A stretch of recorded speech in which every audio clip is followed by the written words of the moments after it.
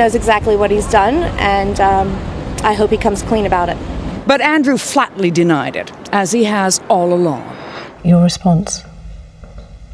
I have no recollection of ever meeting this lady. None whatsoever. There's no question the prince was Epstein's friend. Here they are in Central Park in 2010. And around the same time, a man who appears to be Andrew waves from Epstein's New York mansion. By then, Epstein was a registered sex offender who'd done jail time. The British tabloids were merciless. But the prince said he never noticed anything improper, though he did admit visiting Epstein was a mistake. You stayed with him? I stayed with him. And that's the bit that as it were, I kick myself for on a daily basis. I let the side down. Simple as that.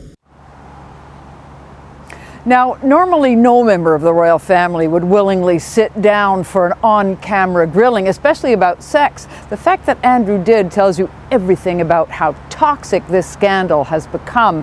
But it's too early to tell whether the interview helped clear his name or made everything worse, Nora. All right, Liz, thank you. Shocking photograph of herself from a hospital bed covered in bruises. In the Instagram post, she claimed to be suffering from kidney failure and was ready to go. She also begged to see her children one last time. She said, "They've given me 4 days to live, transferring me to a specialist hospital in urology. This year has been the worst start to a new year, but I won't bore anyone with the details."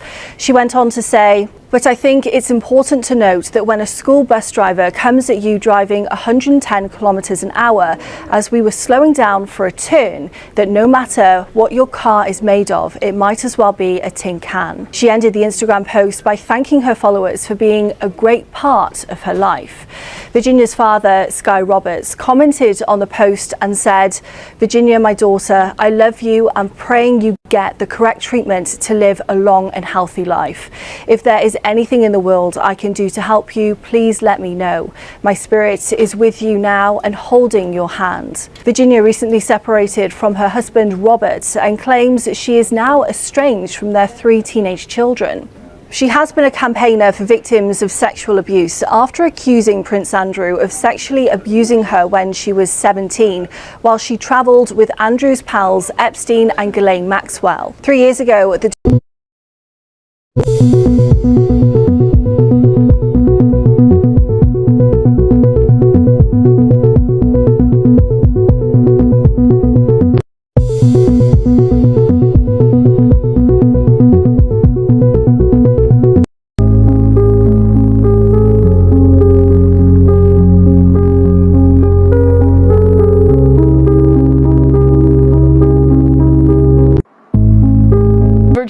Giuffre says that she had sex with the prince when she was just 17 and that it happened while she was being trafficked by the disgraced financier.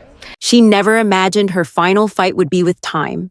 The cold sheets beneath her, the IV tubes trailing from her arm, and a soft beeping in the room that counts the moments slipping by. This is the stage Virginia Giuffre now finds herself on. Not a courtroom, not a press conference, not the pages of a legal brief, but a hospital room where a mother, a survivor, and a warrior whispers a quiet goodbye to the world that never fully listened. She lies broken in body, but not in spirit. Her words, typed from a hospital bed with trembling fingers, have traveled farther than most people's shouts. "They've given me 4 days to live. I just want to see my babies one last time." It's hard to hear that sentence without feeling a weight press on your chest.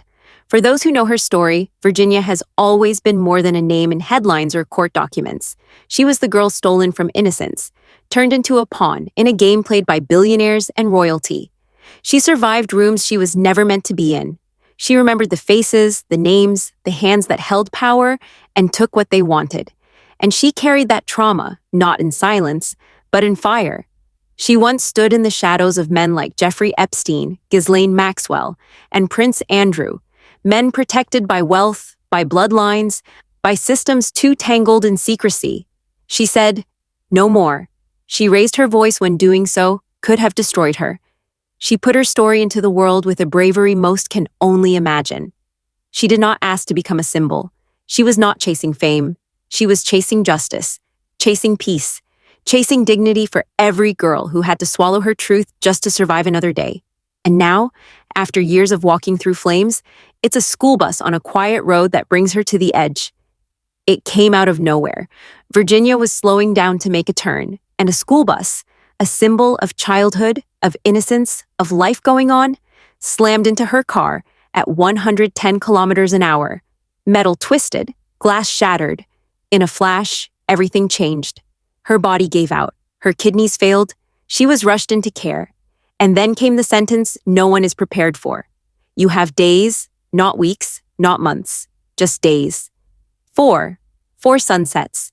4 chances to see her children smile. 4 chances to whisper, I love you, and feel the warmth of small hands in hers. 4 chances to make peace with a life that has been anything but easy. But even now, even at her most fragile, she didn't choose silence.